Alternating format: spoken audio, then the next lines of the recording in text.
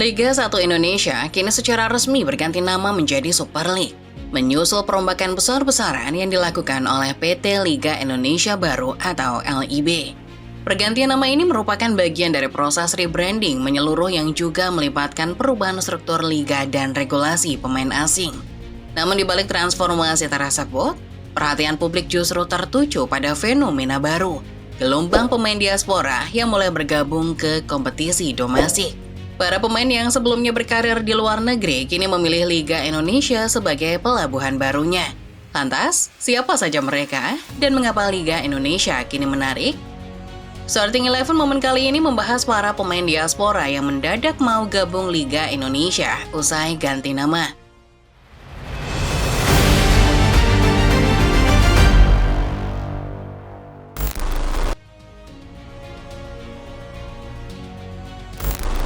Dunia sepak bola Indonesia resmi memasuki era baru setelah PT Liga Indonesia Baru alias PT LIB melakukan transformasi besar-besaran dalam struktur kompetisi dan pengelolaan liga. Salah satu langkah revolusioner yang kita bisa lihat adalah pengangkatan Takeyuki Oya sebagai GM alias General Manager Kompetisi dan Operasional. Bukan sembarang orang, Takeyuki Oya merupakan senior yang pernah terlibat langsung dalam organisasi J-League dari Jepang selama 16 tahun. Dengan pengalaman yang mentereng mengelola Liga Jepang, kedatangannya diharapkan mampu mengangkat kualitas dan profesionalisme penyelenggaraan kompetisi Liga 1 agar bisa bersaing lebih kompetitif pada level Asia dan ASEAN. Tak hanya dari sisi manajemen, perubahan besar juga dilakukan dalam hal branding dan penamaan kompetisi. PT LIB kini secara resmi memperkenalkan identitas baru mereka dengan nama I-League sebagai wajah baru operator liga dengan harapan mampu menarik lebih banyak perhatian global. Sebagai bagian dari transformasi ini, Liga 1 pun resmi berubah nama menjadi Super League, sementara kasa kedua alias Liga 2 kini berganti nama menjadi Championship. Dari semua perombakan tadi, justru yang paling menyita perhatian adalah perubahan regulasi untuk pemain asing. Per musim 2025-26, setiap klub diketahui boleh mendaftarkan hingga 11 pemain asing. Dengan catatan, maksimal hanya 8 pemain yang boleh masuk daftar susunan pemain dan tampil di satu pertandingan. Peraturan ini sontak menimbulkan pro dan kontra. Di satu sisi, aturan ini dinilai sangat berguna mengembangkan sepak bola lokal. Namun di sisi lain, ini justru dinilai menghambat perkembangan para pemain lokal. Tapi, pasca rebranding ini, justru banyak pemain diaspora yang masuk ke Liga Indonesia. Mengapa?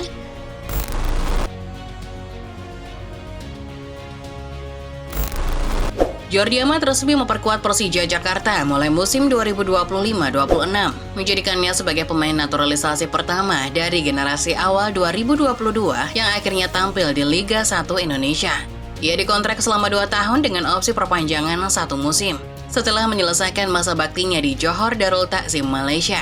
Kepindahannya ke Persija menjadi momen penting dalam sejarah sepak bola nasional, mengingat statusnya sebagai pemain timnas Indonesia dan mantan pemain La Liga dan Premier League. Pemain kelahiran Spanyol itu mengungkapkan antusiasme tinggi usai resmi diperkenalkan oleh Persija. Dalam pernyataannya, ia menyebut sudah tidak sabar ingin bermain dan mengenakan seragam merah kebanggaan The Jackmania. Ia juga menyebut bahwa Persija sudah bagaikan rumah barunya. Lebih dari sekedar kepindahan, bagi Jordi, bergabung dengan Persija adalah keputusan emosional dan profesional. Ia ingin lebih dekat dengan akar leluhurnya sekaligus menjadi bagian dari perkembangan kompetisi domestik yang kini tengah berevolusi. Menariknya, meskipun memiliki tawaran dari sejumlah klub di Spanyol dan Arab Saudi, Jordi menolak semuanya demi proyek ambisius Persija. Ia menyebut bahwa sejak awal negosiasi, pihak manajemen memberikan visi yang jelas, komunikasi yang terbuka, dan rasa hormat yang tinggi. Nama besar seperti Bambang Pamungkas juga turut berperan dalam meyakinkan Jordi untuk menjadikan Persija sebagai pelabuhan barunya. Keputusan itu sejalan dengan niatnya untuk tampil di tanah kelahiran leluhurnya setelah menjadi WNI sejak 2022. Jordi Amat merupakan pemain pembuka dari gelombang naturalisasi Indonesia era STY dan Patrick Kluivert.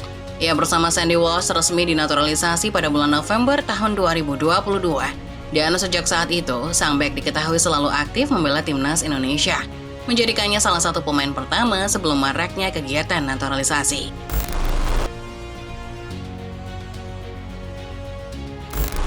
Langkah Jordi Amat bergabung di Persija Jakarta tampaknya tidak hanya menjadi momentum penting bagi dirinya sendiri, tapi juga menjadi inspirasi besar bagi para pemain naturalisasi muda lainnya, seperti Jens Raven dan Rafael Struijk.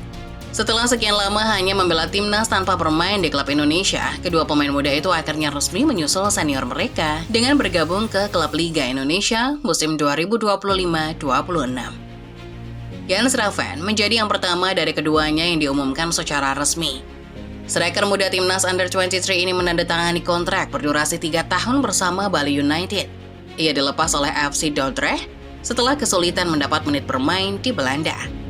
Raven mengaku kepindahannya dipengaruhi oleh kenyamanan profesional yang ditawarkan pelatih Bali United, Johnny Jansen, serta kehadiran jajaran staf pelatih asal Belanda seperti Ronnie Pandar dan Jeffrey Talen. Selain itu, proyek jangka panjang dan kestabilan klub menjadi alasan utama mengapa ia menjadikan Liga Indonesia sebagai pelabuhan baru karirnya. Sementara itu, Rafael Struijk juga dikabarkan sudah bergabung dengan Dewa United, menandatangani kontrak berdurasi 3 tahun. Meski sempat dikaitkan dengan Persija Jakarta, Struijk akhirnya memilih Dewa United setelah mendapat pendekatan khusus dari pelatih asal Belanda, Jan Olderik Ring. Peresmian Struijk kabarnya tinggal menunggu waktu.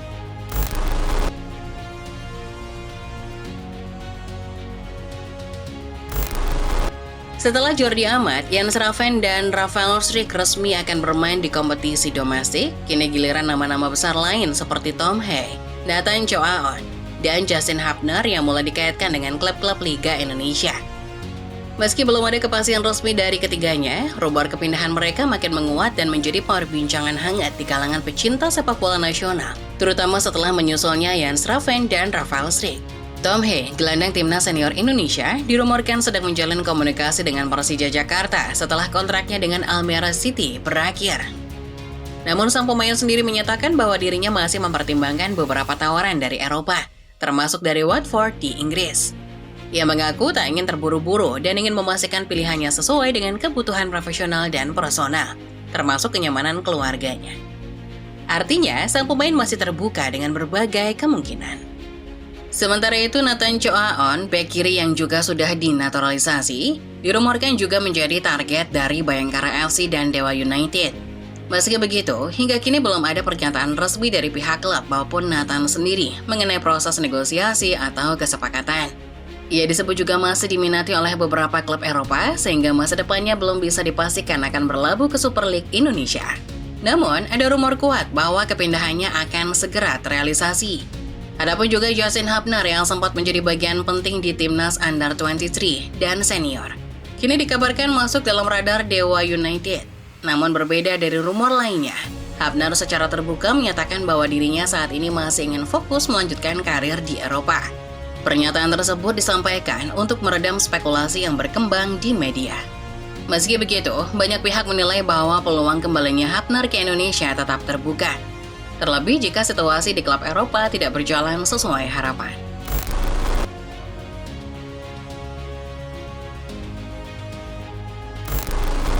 Gelombang masuknya pemain-pemain diaspora ke Liga Indonesia tentunya membawa nuansa baru dalam peta sepak bola kita. Fenomena ini menjadi penanda bahwa kompetisi domestik ini kini semakin terbuka bagi talenta yang sebelumnya berkarir di luar negeri. Namun di balik antusiasme dan dampak positif yang menyertainya, ternyata tetap ada sisi lain yang perlu dicermati. Dari sudut pandang pemain, kedatangan mereka ke Indonesia tentu menjadi angin segar, terutama bagi mereka yang sebelumnya tidak mendapatkan klub atau menit bermain di luar negeri. Di Super League, mereka bisa mendapatkan tempat yang lebih dihargai dengan kepastian akan waktu bermain yang bisa menjaga ritme dan kepercayaan diri mereka. Tak sedikit dari mereka yang akhirnya memilih klub Indonesia karena merasa dibutuhkan dan bisa memainkan peran utama, bukan sekedar pengisi bangku cadangan seperti di Eropa atau Asia lainnya. Bagi Liga sendiri, masuknya nama-nama pemain diaspora yang juga berstatus pemain timnas jelas adalah keuntungan besar. Mereka membawa exposure internasional yang mampu meningkatkan pamor kompetisi, menjaring perhatian media global, serta menarik sponsor maupun penonton. Namun di balik keuntungan ini, ternyata juga ada resiko yang tak bisa diabaikan. Para pemain diaspora yang sebelumnya berada di lingkungan sepak bola Eropa atau liga-liga top lainnya, kini harus beradaptasi dengan atmosfer kompetisi Indonesia yang masih berjuang dari sisi kualitas dan intensitas. Jika tidak dijaga dengan standar pelatihan yang ketat, Para pemain ini bisa jadi justru akan kehilangan tajinya karena kurangnya tekanan kompetitif yang biasa mereka hadapi di luar negeri. Sementara bagi liga dan talenta lokal, ancaman terbesar lainnya jelas adalah ketimpangan ruang bermain. Dengan meningkatnya jumlah pemain asing dan diaspora di tiap klub, potensi pemain muda lokal untuk berkembang bisa terhambat. Situasi ini jelas akan memperparah ketergantungan klub terhadap pemain impor, serta memperlambat regenerasi pemain-pemain asli Indonesia yang seharusnya menjadi tulang punggung masa depan. Demikian Football Lovers, pembahasan singkat mengenai pemain diaspora yang kini banyak datang ke Liga Indonesia. Bagaimana menurut kalian sendiri? Kalian termasuk yang pro atau kontra dengan fenomena masuknya para pemain diaspora ke Liga Indonesia? Coba tulis pendapat kalian di kolom komentar. Jangan lupa juga untuk selalu menekan tombol like, subscribe, dan nyalakan notifikasinya supaya kalian gak ketinggalan video-video baru dari Starting 11 Moment. Terima kasih sudah menonton, dan sampai jumpa di video selanjutnya.